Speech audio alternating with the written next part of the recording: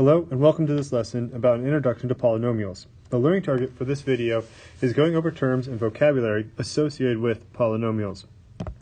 So let's talk about the big picture really quickly. The way I like to frame it for Algebra 1 is that there's a line in the sand. Half of algebra is variations of x plus 1 equals 2. And all we've done is build up on different ways we can look at that. When we get to polynomials, we're now going over to the other side of algebra, which I like to kind of categorize as x squared minus 1 equals 0. And so that's where we're going to be going right now. This is where polynomials exist. Polynomials exist. All right, so now let's talk about what polynomials actually are. So polynomials are expressions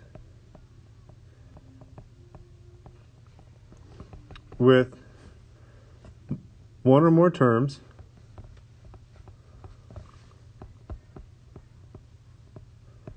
with constants, which just means whole numbers, constants or just numbers, it could be a fraction, or variables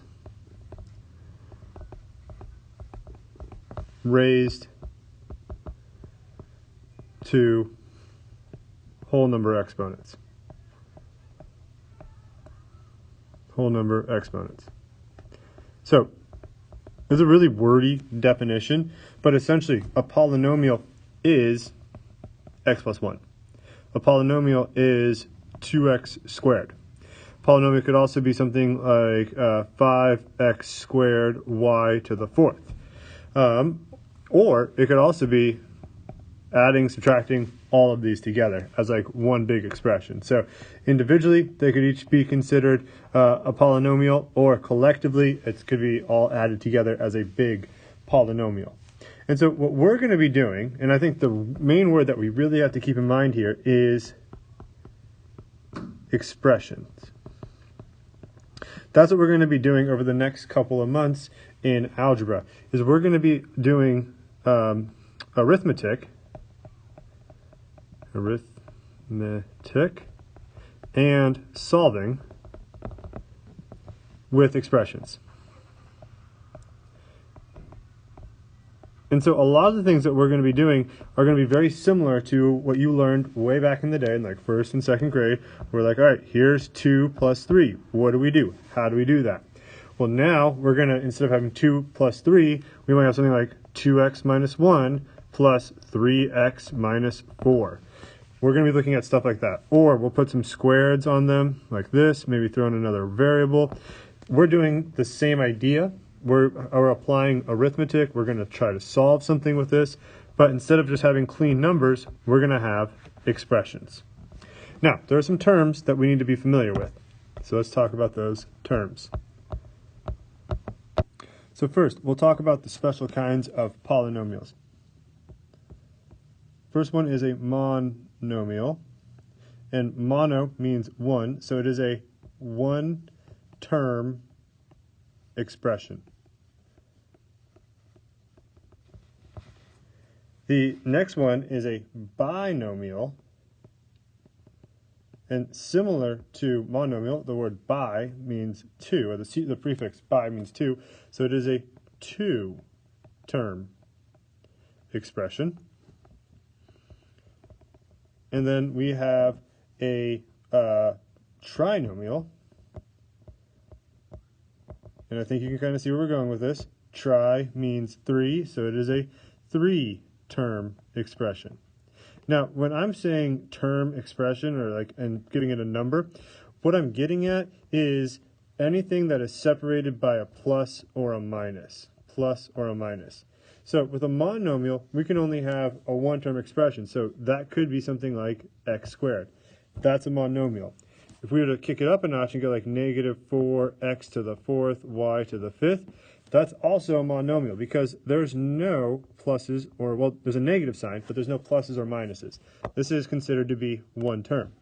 A binomial has two terms. So now we take something like x squared minus 1.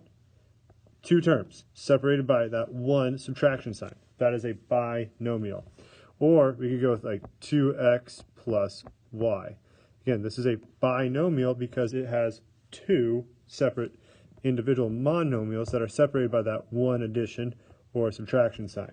And then a trinomial might be something like x squared plus 2x plus 1, where we have three separate terms separated by, again, pluses or minuses. So that's a trinomial. So you're going to be asked, how many terms are there in an expression? Essentially, you got to look for the pluses and the minuses and then count next to them. That'll tell you how many terms there are. The next thing you're going to need to know is the degree. Now, the degree of a polynomial is the largest exponent.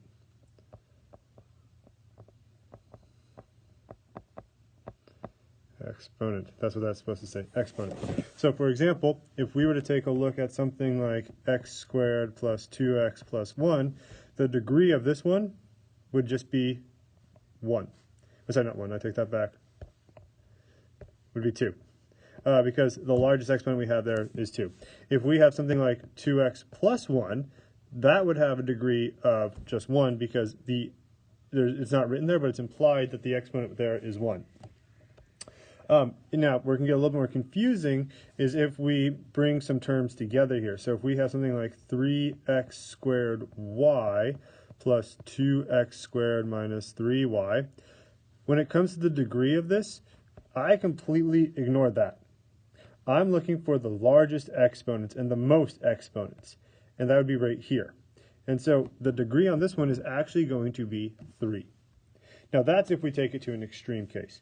Normally, we're going to be looking at stuff like this, or maybe you'll see something like x to the 5th minus x to the 4th plus 3x cubed or something like that.